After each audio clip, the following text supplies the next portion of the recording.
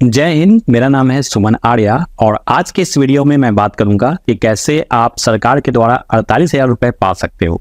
तो अगर आप कक्षा 8 के छात्र हो या फिर छात्रा हो तो आपके लिए यह सुनहरा मौका है।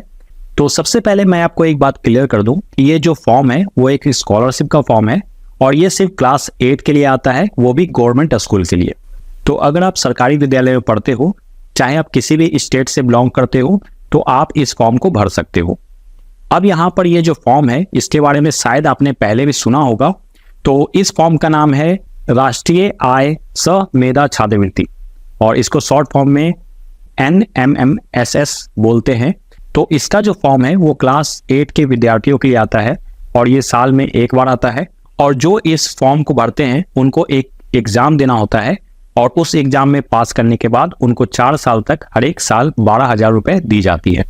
तो आज के वीडियो में हम लोग समझेंगे कि कैसे आप इस फॉर्म को भरोगे और कैसे आप इस एग्जाम को पास कर सकते हो।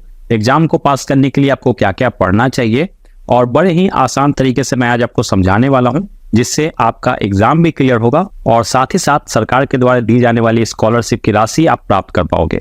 तो चलिए चलते हैं लैपटॉप की स्क्रीन पर और देखते हैं इसको। तो यहाँ जो मैं फॉर्म के बारे में बता रहा हूँ वो स्पेशली बिहार के लिए बता रहा हूँ। ऐसे ये फॉर्म सभी जगह मतलब सभी स्टेट में आती है। अभी कुछ स्टेट में ये फॉर्म आ भी गई है लेकिन बिहार में आना अभी बाकी है। तो मैं आपको बता रहा हूँ कि कैसे आप इस फॉर्म को भर सकते हो। तो अगर आप दूसरे स्टेट से बिलोंग करते हो तो आप इसको अपने स्टेट का नाम लिखकर सर्च कर सकते हो और अगर ये फॉर्म आया है तो आप उसको भर सकते हो। तो यहाँ पर आप देख सकते हो कि अभी बिहार में ये फॉर्म आया नहीं है। तो ये जो है पिछले साल के फॉर्म का सूचना है, तो इसी के द्वारा मैं आपको समझाने का प्रयास करूंगा।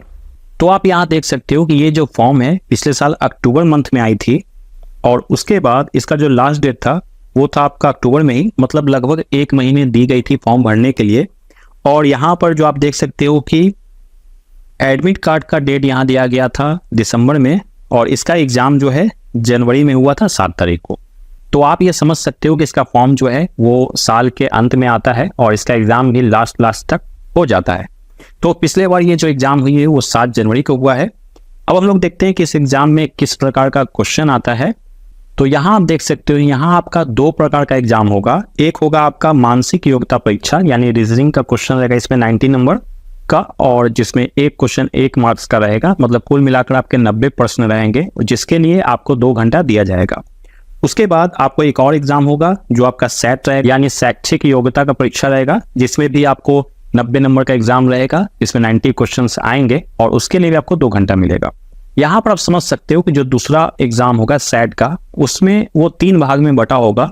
एक तो रहेगा मैथ जो कि 20 नंबर का होगा, उसके बाद सोशल साइंस होगा जो कि 35 मार्क्स का होगा और उसके बाद साइंस होगा जो कि 35 मार्क्स का होगा। तो कुल मिलाकर आप देख सकते हो कि 90 मार्क्स का आपका ये भी एग्जाम होगा। अब यहाँ पर इसके सिलेबस की बात करें तो आप यहाँ पर देख सकते हो, यहाँ पर साफ साफ लिखा है कि इसका कोई भी निर्धारित पाठ्यक्रम नहीं है, मतलब इसका कोई भी सिलेबस नहीं है। जो भी आपके स्टेट के बुक्स हैं, मतलब क्लास 8 का जो भी बुक है उसी से प्रश्न आएंगे। तो आपको करना ये है कि जो भी आपका स्टेट का बुक है उसको आप अच्छे से पढ़ लो और जो भी इनसाइड क्वेश्चंस बन रहे हैं आप उसको पॉइंट करके उस क्वेश्चंस को बनाकर अच्छे से याद कर लो। तो यहाँ पर एक चीज और आप देख सकते हो, यहाँ पर साफ साफ लिखा है कि आपको 12,000 रुपए प्रदान की जाती है, ठीक है ना। और ये 9th से लेकर 12th तक की पढ़ाई के लिए दी जाती है। मतलब आपको एक बार में 48,000 नहीं मिलेंगे।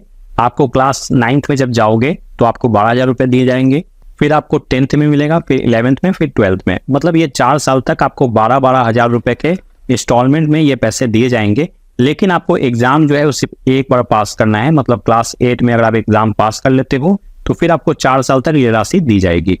तो ये आपके लिए एक सुनहरा मौका है। अगर आप क्लास 7 में हो या फिर क्लास 8 में ही हो तो आप अभी से ही तैयारी कर सकते हो। अभी भी काफ़ी समय है आपके पास। आप अच्छे से सारा जो है बुक को पढ़ लो। पढ़ने के बाद आप उसका नोट्स बना लो और नोट्स को रिवीजन बार बार करते रहो। बाकी और भी कुछ अगर आपके सवाल हैं तो आप मुझे कमेंट कर सकते हो, मैं सारे कमेंट का रिप्लाई जरूर करूँगा।